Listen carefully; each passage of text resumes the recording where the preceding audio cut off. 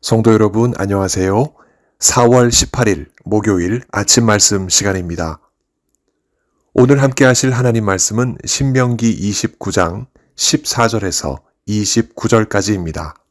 그 가운데 16절에서 21절까지 말씀을 봉독하여 드리겠습니다.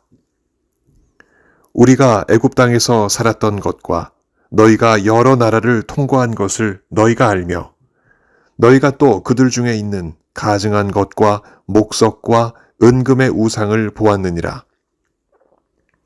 너희 중에 남자나 여자나 가족이나 집하나 오늘 그 마음이 우리 하나님 여호와를 떠나서 그 모든 민족의 신들에게 가서 섬길까 염려하며 독초와 쑥의 뿌리가 너희 중에 생겨서 이 저주의 말을 듣고도 심중에 스스로 복을 빌어 이르기를 내가 내 마음이 완악하여 젖은 것과 마른 것이 멸망할지라도 내게는 평안이 있으리라 할까 함이라.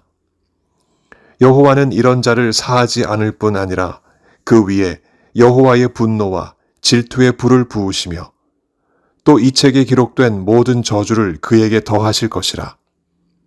여호와께서 그의 이름을 천하에서 지워버리시되 여호와께서 곧 이스라엘 모든 지파 중에서 그를 구별하시고 이 율법책에 기록된 모든 언약의 저주대로 그에게 화를 더하시리라. 아멘. 믿음의 가정에서 태어난 자녀들은 복됩니다. 부모님의 신앙적인 유산은 마치 우산 같아서 비바람과 같이 몰아치는 세상의 유혹과 시험을 막아내고 견디게 하는데 많은 도움이 되기 때문입니다. 우리는 그런 신앙의 유산을 배경으로 모범적인 신앙생활을 하는 이들을 주변에서 쉽게 봅니다. 가정에서나 사회에서나 그리고 교회에서 신앙과 생활이 일치하여 살아가는 그 믿음의 가문에 속한 사람들. 분명코 다른 많은 믿는 자들에게 본이 되고 도전이 되는 참 자랑스러운 성도들입니다. 그러나 정반대의 경우도 많습니다. 3대째 혹은 4대째 믿음의 가문에서 태어나 자라온 사람들이지만 그 집안의 신앙과 역행하여 살아가는 사람들도 종종 우리는 봅니다. 불법과 탈법, 범죄에 연루되고 도덕과 양심, 그리고 신앙에 반하는 행동으로 사람들의 눈살을 찌푸리게 하는 그런 사람들. 그 선대로부터 물려받은 신앙적 유산이 마치 파라솔같이 크지만 자세히 보면 관리를 잘못하여 여러 우산살이 부러져 있고 천을 묶어둔 실밥도 여러 군데 터져서 비바람이 몰아칠 때마다 뒤집어지는 모양새입니다. 그런 신앙적 유산은 몰아치는 세상의 유혹과 시험 앞에서 그저 무용지물입니다. 도무지 쏟아지는 악을 막아내지 못하기 때문이지요. 그런데 그 상황에서 더 불행한 것은 부러지고 찢겨진 채 뒤집혀진 파라솔을 꼭 붙잡고 비바람을 맞아 온 몸이 다 젖었음에도 그 파라솔이 그나마 조금이라도 비바람으로부터 자신을 지켜주리라는 허망한 희망을 품는 일입니다. 그 희망 자체가 고문이라는 생각은 해봐야 하지 않겠습니까? 비바람을 막을 수 있는 파라솔을 원한다면 당장에 고장난 부분을 고쳐야 합니다. 부러진 곳을 새 것으로 교체하고 터진 실밥은 바느질로 새롭게 해야 합니다. 그렇지 않고서는 있으나 마나한 파라솔일 뿐이지요. 신앙도 그렇습니다.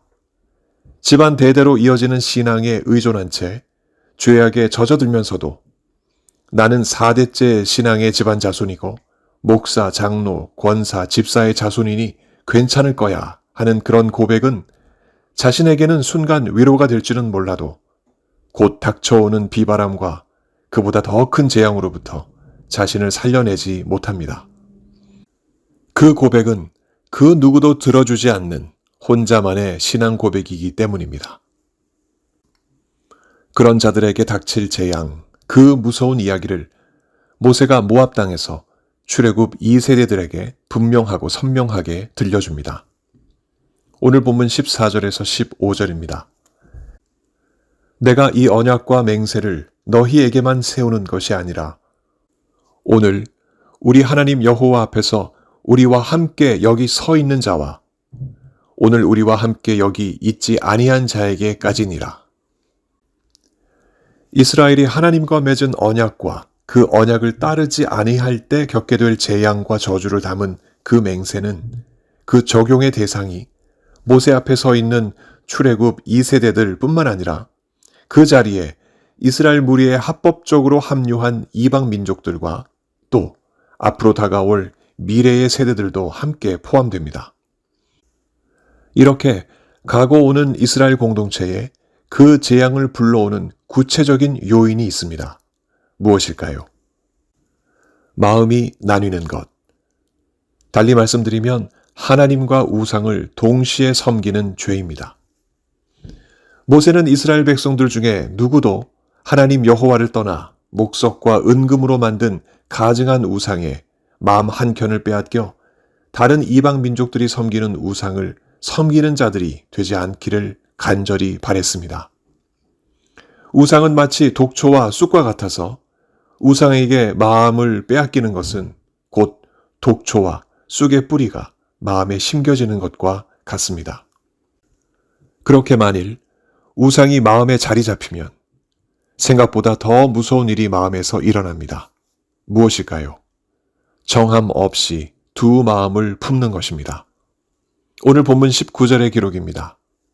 심중에 스스로 복을 빌어 이르기를 내가 내 마음이 완악하여 젖은 것과 마른 것이 멸망할지라도 내게는 평안이 있으리라 할까 함이라. 우상을 마음에 품고서도 동시에 상황이 어떻게 되든지 간에 하나님의 평강이 자신과 함께 하리라는 마음의 희망입니다. 이런 생각이 도대체 어디에서 나오는 것일까요? 대를 이어 모세의 율법을 지켜왔노라 자부하는 신앙적 유산이 아니겠습니까? 대대로 하나님 전에 나아가 경건하게 하나님을 섬겨오다가 어느 날 어느 순간 우연히 보게 된 디너쇼 같이 음식과 노래, 춤이 요란한 우상 제사에 눈이 멀어진 이스라엘이 그 순간 하나님을 섬기던 경건을 잃어버리고 충동적으로 우상에 마음을 빼앗기게 되는 경우 이스라엘 사람이라면 누구나 쉽게 이런 생각을 할 수 있을 것입니다. 내가 잠시 우상에게 마음을 빼앗긴다 해서 내 속에 하나님이 주시는 평안이 사라지지는 않을 것이라 하는 희망. 그러나 그 희망은 이내 고문으로 바뀔 것입니다. 모세는 기록합니다. 20절에서 21절입니다. 여호와는 이런 자를 사하지 않으실 뿐 아니라 그 위에 여호와의 분노와 질투의 불을 부으시며 또 이 책에 기록된 모든 저주를 그에게 더하실 것이라.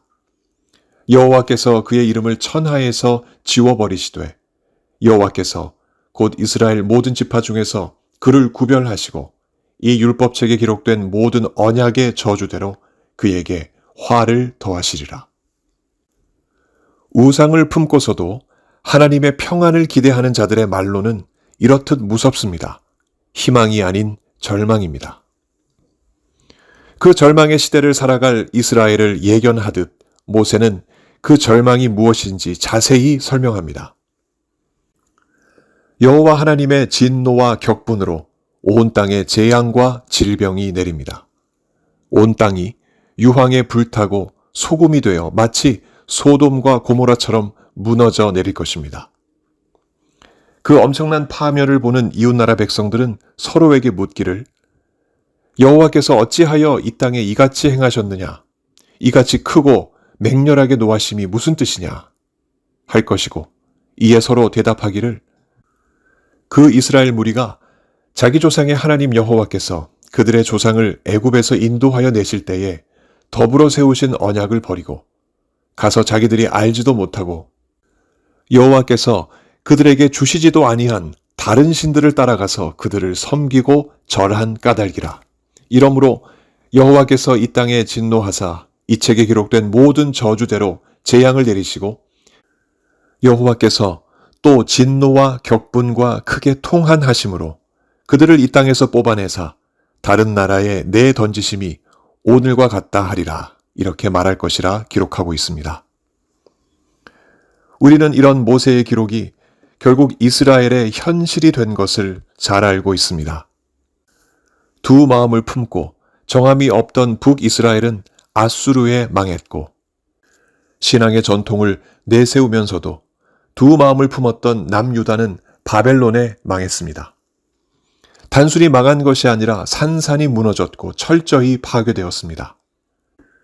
이후에도 그리스와 로마에 의해 이슬람 제국과 유럽 열강에 의해 이스라엘은 순환의 역사를 피하지 못하다가 1948년 이후에야 간신히 이슬람 세력의 틈바구니에서 국가를 세우고 오늘에 이르렀습니다. 이 모두 이스라엘이 모세를 통해 주신 하나님과의 언약을 깨어버리고 두 마음을 품고 살았던 까닭에 예언대로 이루어진 결과였습니다. 이 책임을 누구에게 떠넘길 수 있겠습니까? 언약을 깨버린 이스라엘 자신 외에는 아무도 없습니다. 그 두 마음을 품고 요단 강가에서 세례를 받으러 나오는 무리들에게 세례 요한이 이렇게 말했습니다. 독사의 자식들아, 누가 너희에게 일러 장차 올 진노를 피하라 하더냐. 그러므로 회개에 합당한 열매를 맺고 속으로 아브라함이 우리 조상이라 말하지 말라. 내가 너희에게 이르노니 하나님이 능히 이 돌들로도 아브라함의 자손이 되게 하시리라. 이미 도끼가 나무 뿌리에 놓였으니 좋은 열매를 맺지 아니하는 나무마다 찍혀 불에 던져지리라.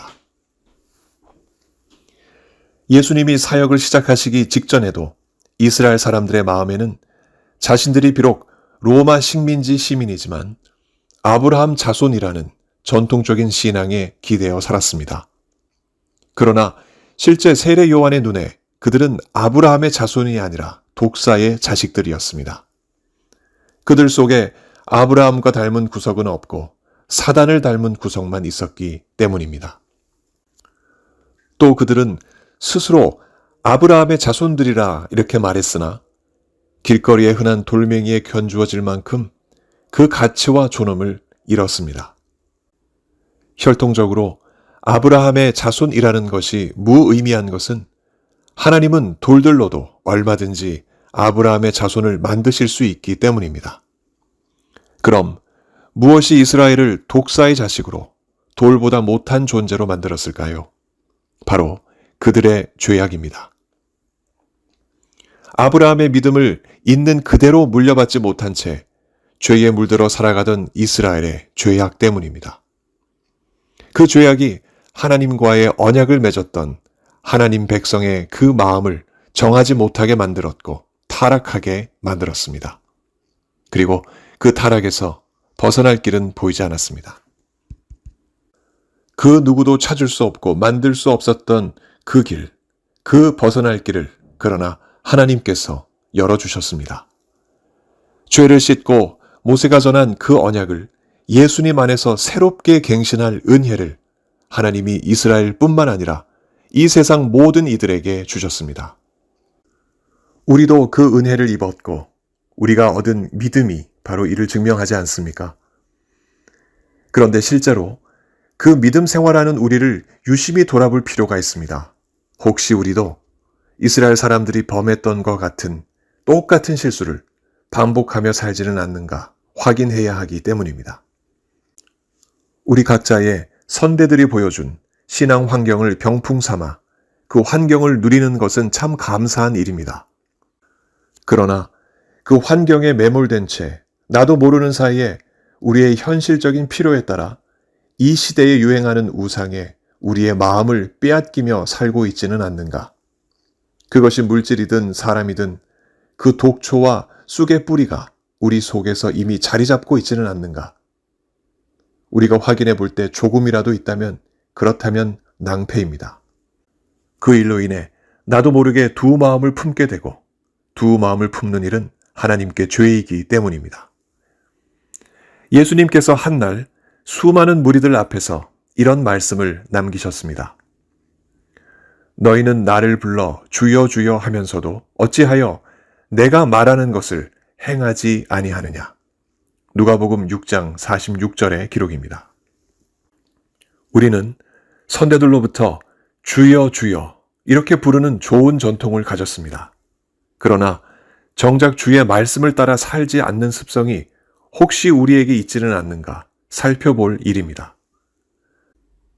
모세가 29절에서 기록하듯 감추어진 일은 우리 하나님 여호와께 속하였거니와 나타난 일은 영원히 우리와 우리 자손에게 속하였나니 이는 우리에게 율법의 모든 말씀을 행하게 하심이니라.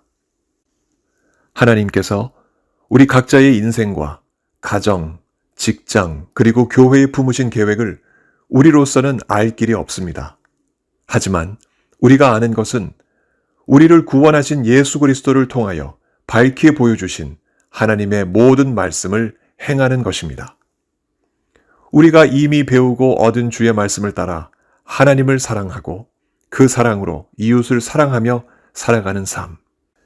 그것이야말로 하나님의 모든 말씀을 행하는 실천입니다. 우리의 신앙적 배경이 또 선친들의 신앙적 유산이 우리 구원의 보증수표가 아닙니다. 구원은 예수 그리스도를 통하여 하나님께로만 옵니다. 까닭에 그 구원을 이미 받은 우리는 하나님 앞에 단독자요, 그 하나님만 마음에 품고 살아가는 존재들입니다. 그렇게 우리 가족과 친지들과 친구들도 하나님 앞에서 살아가도록 힘써 이 아침 기도합시다. 죄악이 차고 넘치는 이 세상의 유혹을 다 물리치고 순수한 믿음으로 예수님 다시 오시기까지 살아가는 우리가 되도록 성령께서 분명코 우리를 지키시고 인도해 주실 것입니다. 이 귀한 은혜가 이 아침 우리 모두에게 넘치길 예수 그리스도 이름으로 간절히 축원합니다.